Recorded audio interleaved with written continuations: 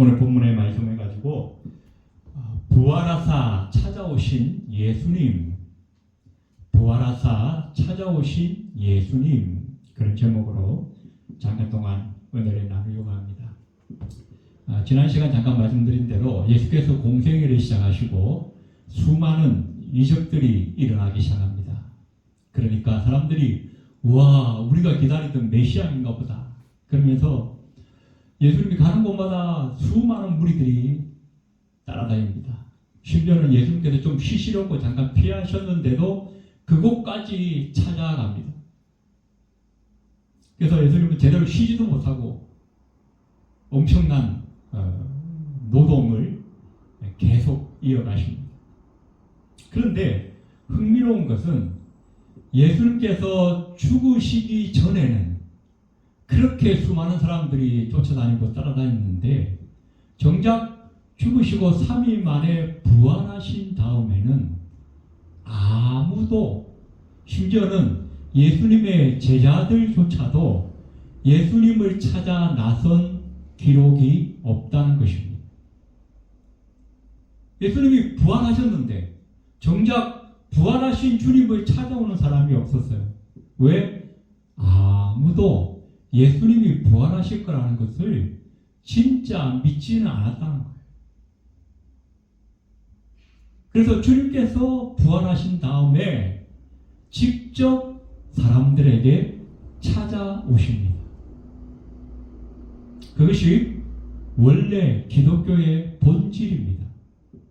우리 기독교가 다른 종교와 다른 것은, 다른 모든 종교는 사람이 자기의 행복과 자기의 유익을 위해 신을 찾아가는 것. 그러나 우리 기독교는 천지 만물을 창조하신 그 하나님께서 타락하고 죄로 인해 지옥 갈 수밖에 없는 우리들을 찾아오시는 것. 그것이 우리 기독교의 본질이라는 것입니다. 아담과 하와가 에덴 동산에서 범죄하여 숨었을 때에도 하나님이 먼저 찾아가십니다. 아브라함에게도 하나님은 먼저 찾아가셨고, 노아 홍수가 있기 전에도 하나님께서는 노아에게 먼저 찾아가셨습니다. 모세에게도, 또 야곱과 이삭, 요셉에게도, 그리고 오늘 저와 여러분에게도 우리 하나님께서 먼저 찾아오셔서 우리를 구원하신 분, 그분이 바로 하나님이시라고 성경은 우리에게 말씀하고 있습니다. 오늘 본문에도 부활하신 주님이 사람들을 찾아가셨어요. 오늘 우리는 부활하신 주님이 만나주신 그 사람들의 기록들을 우리가 몇 가지 살펴보면서 잠깐 동안 은혜를 나누려고 합니다. 자, 부활하신 주님이 누구를 찾아오셨는가? 첫 번째는 슬픔에 잠겨 울고 있는 마리아를 찾아오셨습니다. 오늘 11절에 보니까 마리아는 무덤 밖에 서서 울고 있더니 울면서 구부려 무덤 안을 들여다보니 라고 말씀하고 있습니다. 이 마리아는 막달라 마리아입니다. 막달라 마리아는 원래 귀신 들린 여인이었습니다. 그것도 7 귀신이 들여서 온 동네를 떠돌고 다녔다. 모든 사람들에게 멸시와 손가락질을 받았다. 그러면서도 정작 아무도에게도 구원을 받을 수 없는 그런 절박한 처지 가운데서 예수님을 만났고 완전히 고침받고 새 사람이 되어서, 그때부터는 예수님이 이 막달라 마리아의 애인이요, 예수님이 막달라 마리아의 친구요, 예수님이 막달라 마리아의 스승이요, 후견자가 되어졌던 것입니다. 그래서 예수님이 이 마리아의 모든 소망이요, 모든 삶의 이유가 되었는데, 그런데 그 삶의 소망이요, 이유였던 그 예수님이 처절하게 십자가에 죽으시는 모습을 보고 마리아는 얼마나 안타까웠을까, 얼마나 슬펐을까요? 빌라도 법정에서 재판을 받는 그 순간부터 십자가를 지고 골고다라 언덕을 오르면서 채찍에 맞고 넘어지고 쓰러지는 그 모든 시간들, 마지막 숨을 거두는 그 시간까지 마리아는 계속 아마 울었을 거예요.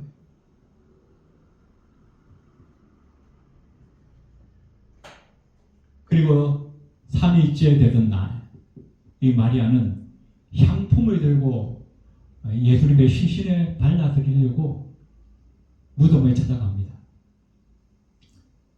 이때 지금 시간이 많지 않기 때문에 자세한 얘기는 할 수 없지만 이 이스라엘 풍속을 보면 이 시신을 무덤까지 옮기는 것은 남자들이 주로 했고, 향품을 바르거나 세마포 옷을 입히거나 이런 것들은 주로 여자들이 했다는 거예요.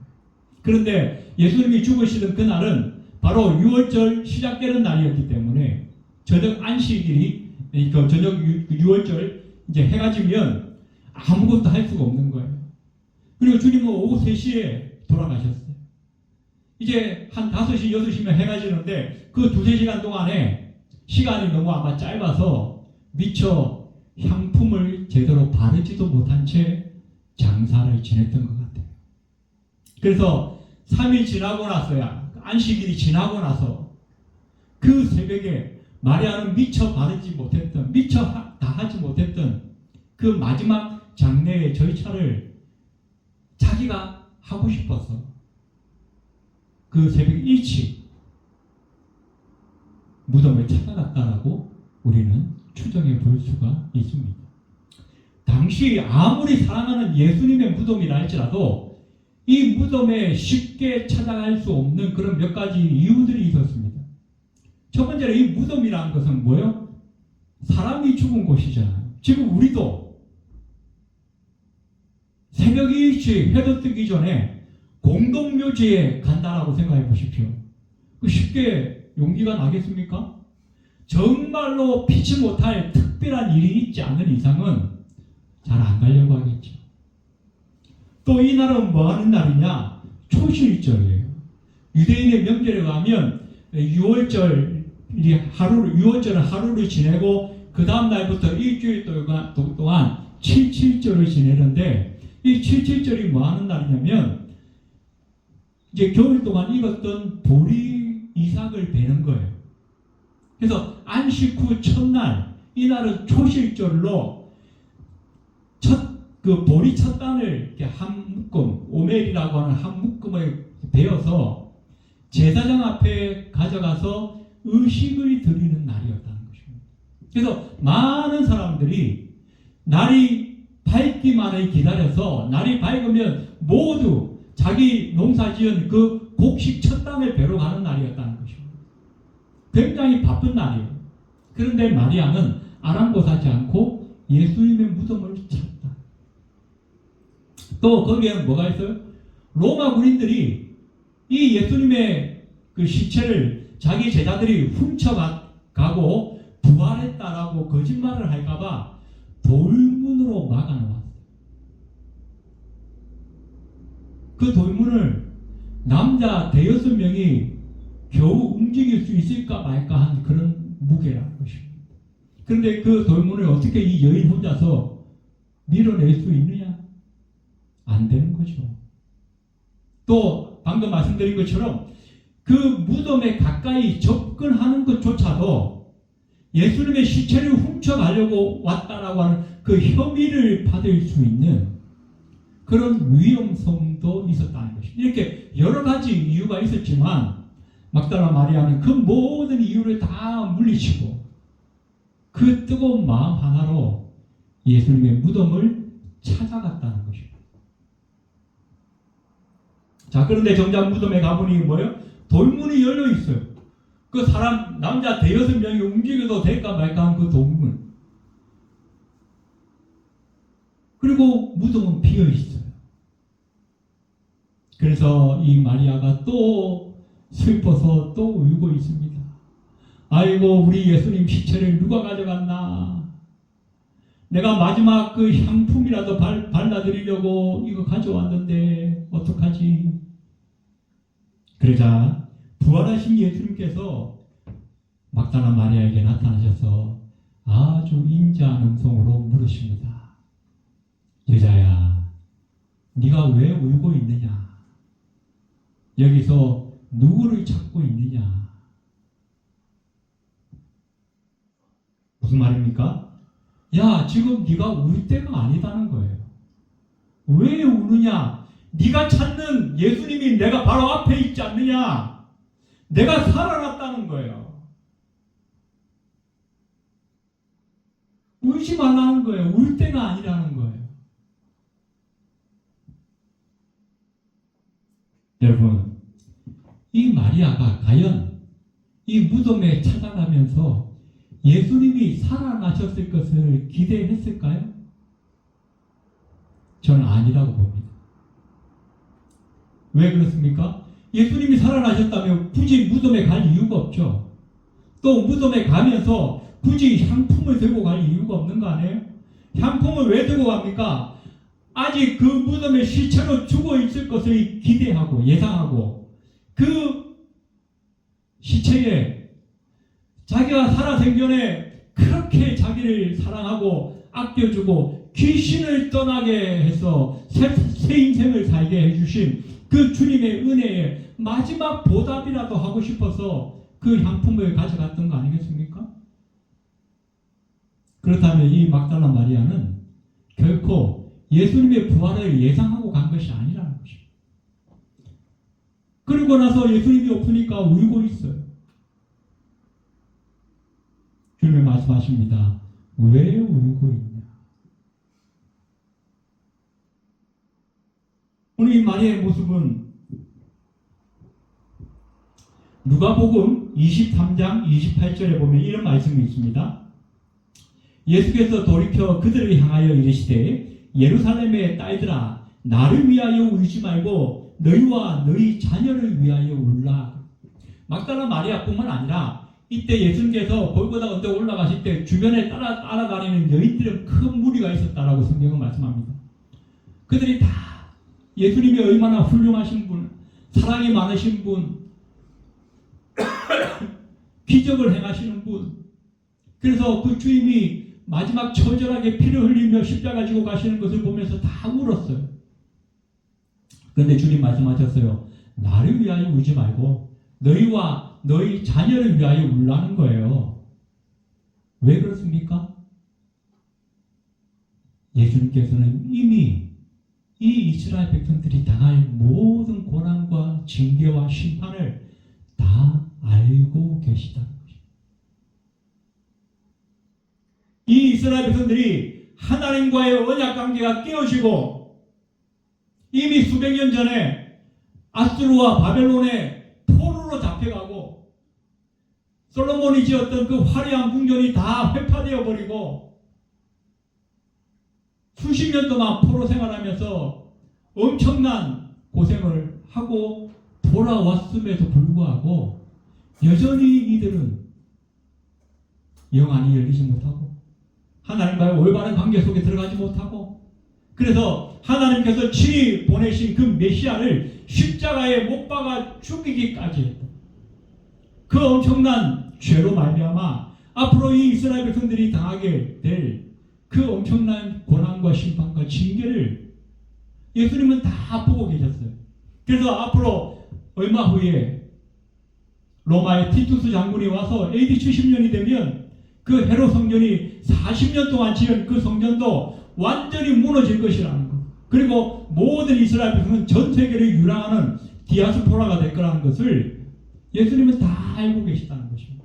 그렇기 때문에 지금 나 때문에 울지 말라는 거예요. 너희가 당할 그 고통과 심판과 그 징계 때문에 울라는 겁니다.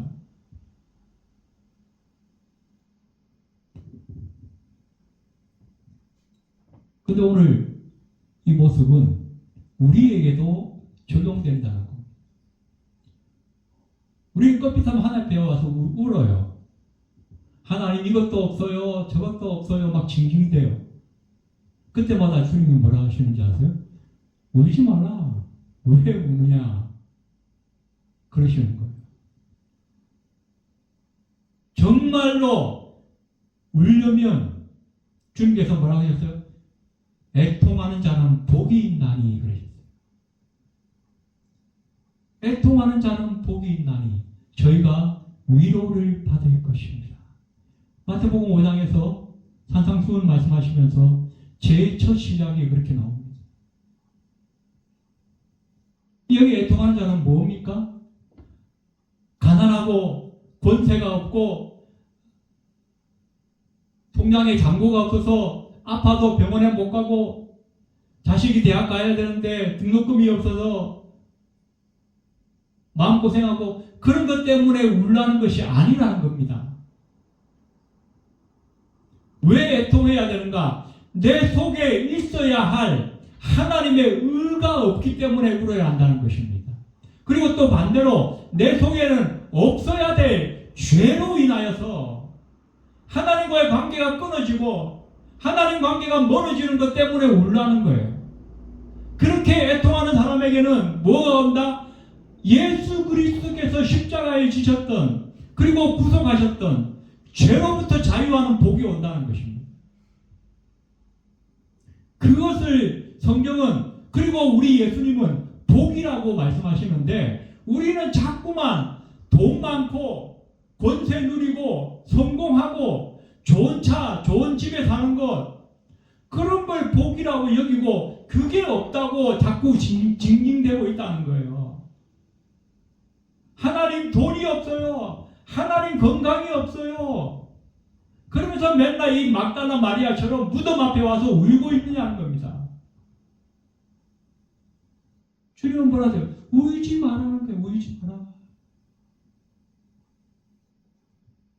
오늘 이 말씀 앞에서 우리를 돌아보기를 원합니다. 우리가 진정으로 주님께서 말씀하셨던 그 애통이라고 하는 것이 무엇인가를 다시 한번 우리가 심령에 새기고 우리 주님께서 우리에게 주신 모든 죄와 사망의 권세에서 자유케 하신 이 복을 우리가 마음에 새기면서 주님 앞에 기뻐함으로 돌아갈 수 있는 저와 여러분이 되시기를 주님의 이름으로 축원해 드립니다. 두 번째 주님께서 누구에게 찾아오시는가? 두려움으로 숨어있는 제자들에게 찾아오셨습니다. 오늘 19절 이날 곧 안식 후 첫날 저녁 때에 제자들이 유대인을 두려워하여 모인 곳에 문들을 닫았더니 큰 소리 떵떵거리며 쳤던 베드로도 또 나머지 제자들도 다 도망가서 숨었어요. 주님께서 십자가에 죽으시고 나자 이제 저 로마 군인들이 우리를 잡으러 오지 않을까. 그래서 자기들만의 그 아지트에 꽁꽁 숨어서 문을 잠그고 있는데 주님께서 문을 열지도 않고 스르륵 나오십니다. 벽을 통과해서. 왜 이미 주님께서는 부활하셨고 그 부활체는 시공간을 초월하는 몸이기 때문에. 그러면서 말씀하십니다. 너희에게 평강이 있을지어다.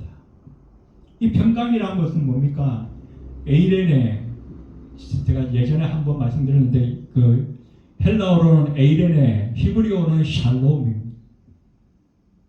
이 샬롬이라고 하는 단어는 우리가 뭐 평안, 평화, 화평 뭐 여러 가지로 말씀할 수 있는데 이 히브리어에서 말하는 이 샬롬이라고 하는 것은 평안하다, 안녕하다 그런 의미도 있지만 마쳤다, 마무리한다 그런 의미가 있습니다. 열왕기상 9장 25절에 보시면 이런 말씀이 있습니다. 솔로몬이 여호와를 위하여 쌓은 제단 위에 해마다 3번씩 번제와 감사의 제물을 드리고 또 여호와 앞에 있는 제단에 분향하니라. 이에 성전 짓는 일을 마치니라. 하나님이 솔로몬 다윗에게 허락하신 그 성전이 결국 솔로몬을 통해서 이제 성전이 완공되잖아요. 그 성전을 마치니라. 이 마지막 마치니라고 하는 단어가 샬롬이라고 하는 단어를 썼습니다.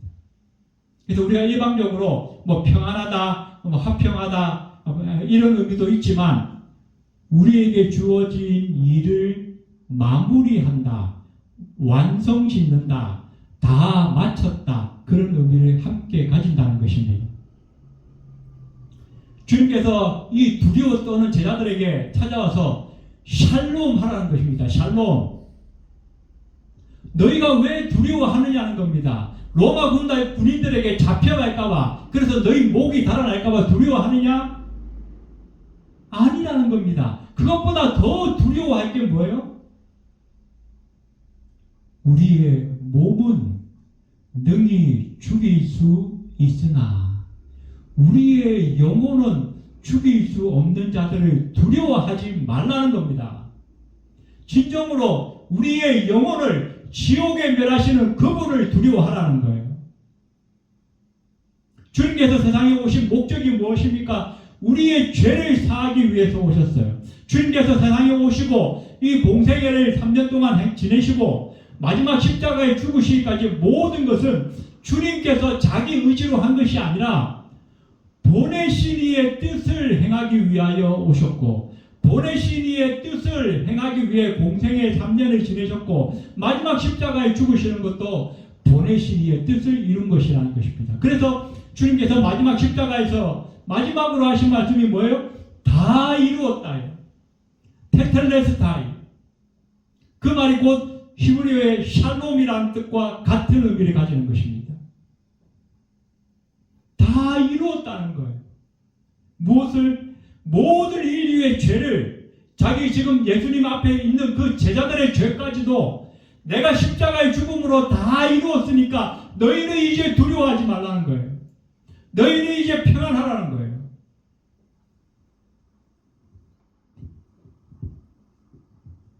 세상 사람들은 환경적이고 조건적인 평안을 맨날 생각합니다. 그래서 아이고 돈이 많아야 평안하지, 권세가 있어야 평안하지, 건강해야 평안하지. 그러나 주님은 그걸로 성경은 그런 것들을 평안하다고 말하지 않는다는 겁니다. 내가 하나님과의 관계에서 내 책임을 다한 상태. 우리 학생들 옛날에 학교 다닐 때 다 그랬잖아요. 어떤 친구들은 학교 갔다 오면 책가방 던져놓고 친구들하고 놀러 간다고 바쁩니다. 그래서 열심히 놀죠. 게임도 하고 과자도 먹고 TV도 보면서 놉니다. 그런데 정작 마음 한구석에는 뭐가 있어요? 불안이 있어요. 불안. 아, 숙제를 해야 되는데 숙제 안 하고 가면 내일 또 선생님한테 야단 맞을 텐데. 그러나 어떤 친구들은 뭐요? 학교 갔다 오면 숙제부터 해놓고 노는 거예요. 이 친구들은 비록 재밌게 놀든 좀 덜 재밌게 놀든 간에 그 마음에 불안이 없어. 불안이 없어. 왜? 숙제를 이미 다 해놨으니까.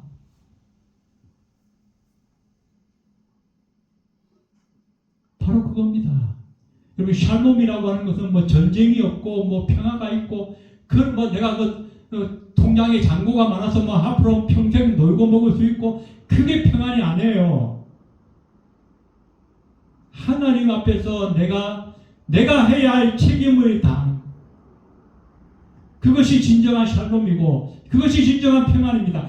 주님께서 그것을 다 하셨기 때문에 내가 다 이루었다라고 선포하셨던 것이고, 하나님 주님께서 다 이루셨다라고 선포하셨기 때문에 그 효과가 어떻게 해요? 저와 여러분에게 임하니까 우리를 향하여서 주님 말씀하시는 그 너희가 평안하라고 말씀하시는 겁니다. 우리 사고방식을 이제 바꿔야 돼요. 나는 세상에 무엇이 없기 때문에 불안한 것이 아니라 진정으로 나의 불안은 하나님 앞에서 내가 할 도리를 하지 못한 것 때문이라는 것을 우리가 알아야 된다. 오늘 주님께서 말씀하시는 이 평안이 저와 여러분에게 임하시기를 주님의 이름으로 축원해 드립니다. 세 번째, 의심하는 도마에게 주님께서 찾아오셨어요. 그리고 말씀하셨습니다. 시간이 없기 때문에 조금 빨리 진행을 하겠습니다. 의심했던 도마, 우리는 의심하는 도마라고 말하죠. 의심 많은 도마, 그렇게 말하죠. 그러나 여러분 한번 생각해 보십시오. 아까 번에 제가 말씀드렸죠. 부활하시고 나서 예수님을 찾아온 사람 아무도 없었어요. 도마뿐만 아니라 나머지 제자들도 주님께서 부활하실 것을 아무도 예상하지 못했어요. 믿지 않았다는 겁니다. 그러면 이 도마가 의심했다고 해서 책망할 수 없죠. 그리고 주님이 찾아오십니다. 말씀하십니다. 29절에 보니까 예수께서 이르시되 너는 나를 본 거로 믿느냐? 보지 못하고 믿는 자들은 복되도다 그랬어요. 이 말은 야 네가 나를 보고 믿었냐? 안 보고 믿는 자들은 더 복되다. 그냥 본 사람과 안 본 사람의 그 믿음을 비교하는 것이 아닙니다. 여러분, 저를 비롯해서 아마 여러분도 그럴 거예요. 어떤 분들은 꿈속에 예수님을 보았다 이런 분들도 계세요. 그리고 교회 나와서 예수 믿게 되었다 그렇게 간증하시는 분을 제가 예전에 한번 들은 적이 있습니다. 그러나 제가 아는 대부분의 우리 그리스도인들은 예수님 안 봤지만 본 것 이상으로 찰떡같이 믿더라고요. 여러분도 그렇지 않습니까? 우리가 예수님 봤습니까? 안 봤지만 예수님을 보았던 이 제자들처럼 우리가 잘 믿잖아요. 무엇 때문에 그렇습니까? 어떻게 그게 가능합니까? 바로 성령의 역사가 있기 때문에 가능합니다. 고린도전서 12장 3절 성령으로 아니하고는 누구든지 예수를 주시라 할 수 없느니라. 요한복음 14장 26절 보혜사 곧 아버지께서 내 이름으로 보내실 성령 그가 너희에게 모든 것을 가르치시고 내가 너희에게 말한 모든 것을 생각나게 하시리라. 우리가 그 요한복음에 예수님의 그 여러 기적들을 세메이온이라고 한다고 말씀드렸죠. 세메이온 이건 사인입니다. 표지판입니다. 기적 그 자체의 의미가 있는 게 아니에요. 그 기적을 통해서 예수님을 믿게 하는 데 목적이 있다고 말씀을 드렸습니다. 예수님께서 세상에 계시는 동안까지는 기적이 계속 필요했어요. 왜? 그때는 아직 성령이 오시기 전이기 때문입니다. 그러나 지금은 어떻게 해요? 예수님께서 승천하신 이후에 40일 만에 누가 오셨어요? 성령이 오셨어요. 지금은 우리가 무엇을 보았기 때문에 믿는 게 아니라는 겁니다. 내 앞에서 죽은 사람이 살아났다고 믿는 게 아니라는 겁니다. 누구 때문에 믿을 수 있어요? 내 안에 계시는 성령 때문에 믿을 수 있다는 겁니다. 지금도 열방에서 선교할 때는 여러 가지 표적들이 나타납니다. 하지만 그 표적 때문에 믿는 게 아니에요. 엄밀히 말하면 그 표적은 예수님을 향하여 관심을 갖게 만드는 거고 그 관심이 믿음으로 가게 되는 그 과정 속에는 반드시 성령이 역사하는 거지 내가 보았기 때문에 내가 체험했기 때문에 내가 뭔가를 경험했기 때문에 믿는 게 아니라는 거예요.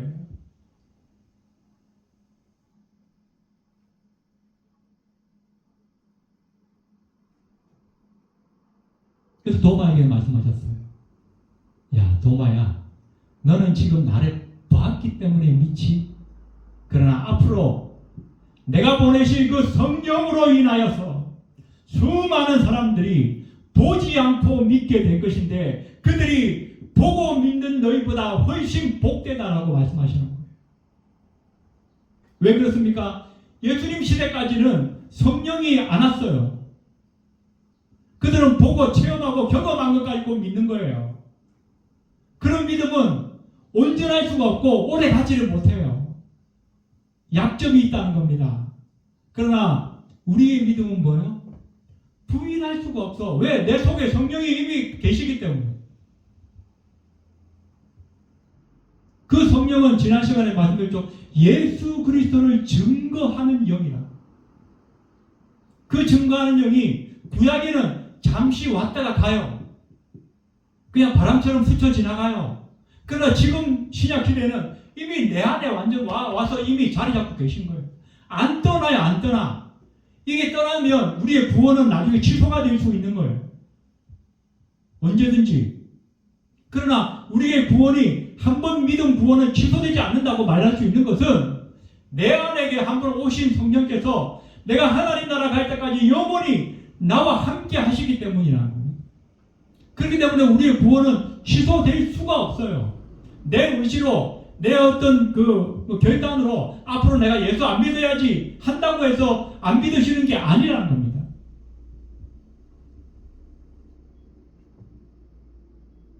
마지막으로 우리 주님께서는 갈릴리에서 고기 잡는 제자들에게 나타나셨습니다.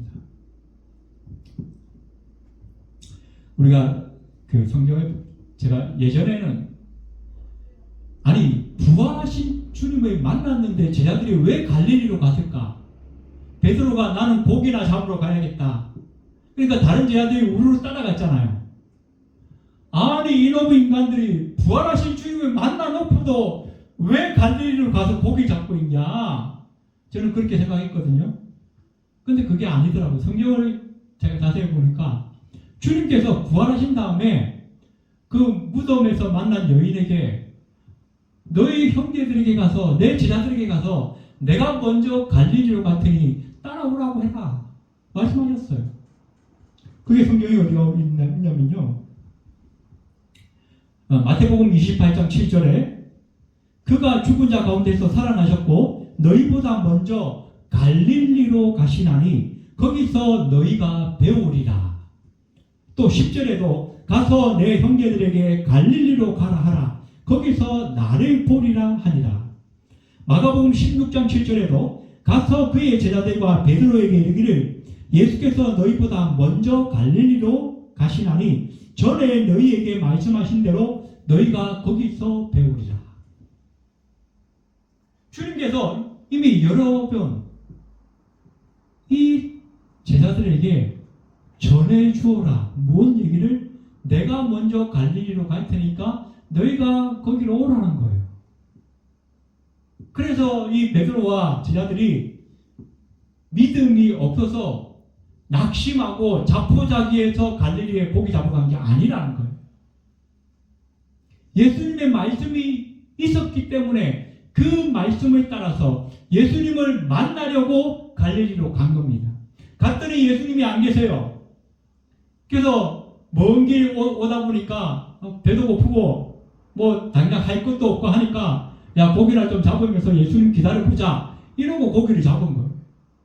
그런데 밤새 고기를 잡았는데 한 마리도 잡지 못하고 처음 베드로가 예수님 만날 때처럼 어떤 청년이 나타나더니 깊은 데로 가서 그물을 던지라 그래요. 그래서 그렇게 했더니 153마리나 잡았어요. 똑같은 3년을 토를 두고 똑같은 사건이 두 번 일어난 거예요. 그러다 보니까 아이고 우리 예수님이시구나. 그제서야 제자들이 알아보았다. 자 그러면 그냥 왜 갈릴리로 가라고 하셨는가? 그 의미만 잠깐 말씀드리고 오늘 설교를 마무리하겠습니다. 왜 이 갈릴리라고 가라고 한 데는 두 가지 이유가 있습니다. 첫 번째는 이 갈릴리를 향하여서 성경은 뭐라고 기록하고 있냐면 마태복음 4장 15절에 스불론 땅과 납달리 땅과 요단강 저편 해변길과 이방의 갈릴리여 그렇게 표현하고 있습니다. 이방의 갈릴리여. 이 갈릴리는 이방을 향하여 나아가는 통로가 되어진다는 것입니다. 이 이방 갈릴리를 통하여 위에 올라가면 시리아가 나옵니다. 시리아 위에 올라가면 지금 레바논이 나오죠.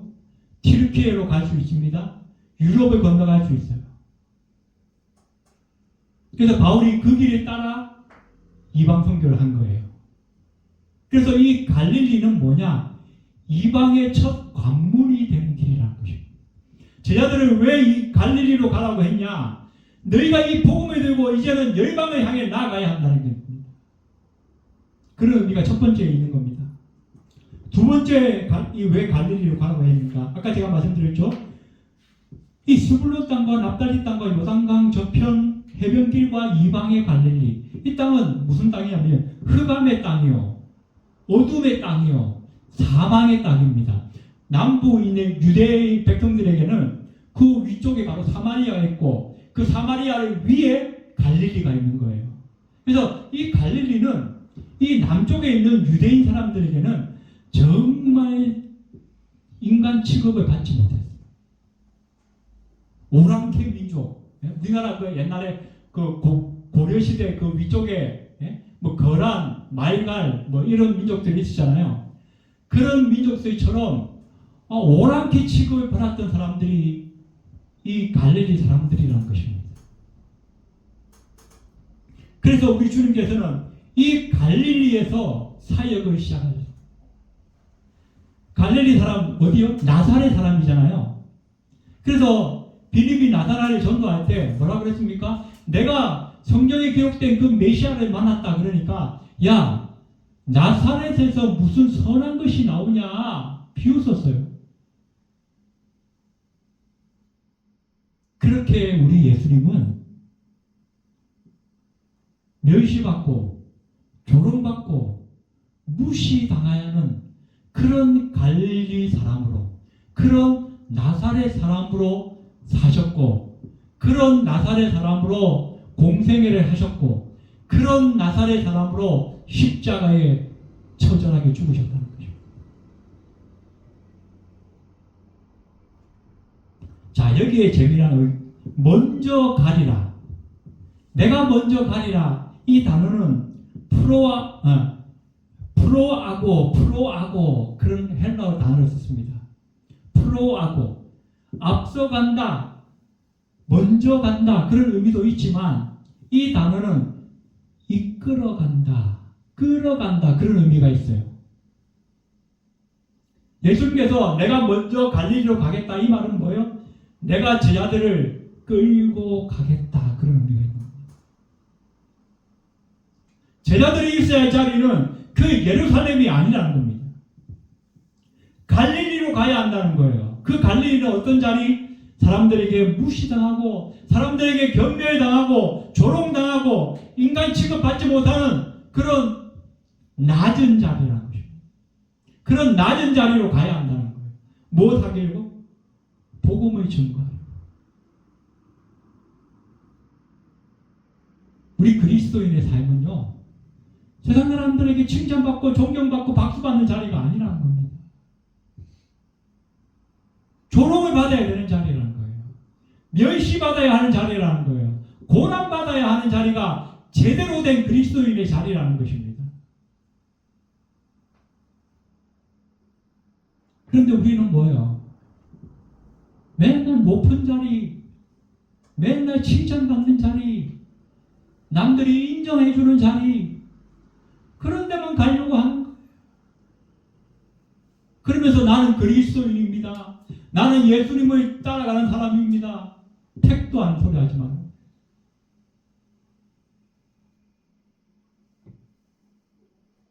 오늘 21절에 우리가 읽었던 말씀에 보면 아버지께서 나를 보내신 것 같이 나도 너희를 보내노라. 아버지께서 예수님을 어떻게 하라고 보냈어요? 죽으라고 보냈어요. 십자가에 죽으라고. 그런데 그 주님께서 이제는 우리를 보내신대요. 뭐 하려고? 십자가에 죽으라고. 갈릴리로 가라는 거예요. 갈릴리로. 그래서 우리가 가야 할 길이 어디요? 바로 갈릴리예요. 이스라엘에 있는 그 호수 갈릴리가 아니라 내 삶의 현장에서 가장 낮아질 수 있는 그 자리를 가라는 거예요. 내가 복음을 전하기 위해서 희생당하고 조롱받고 고난당할 수 있는 그 자리로 가라는 거예요. 그런데 우리 힘으로 할 수 있어요? 없어요? 안 돼, 안 돼. 그래서 주님께서 뭐라고 하십니까? 22절에 보니까 이 말씀을 하시고 그들을 향하사 숨을 내쉬며 이르시되 성령을 받으라.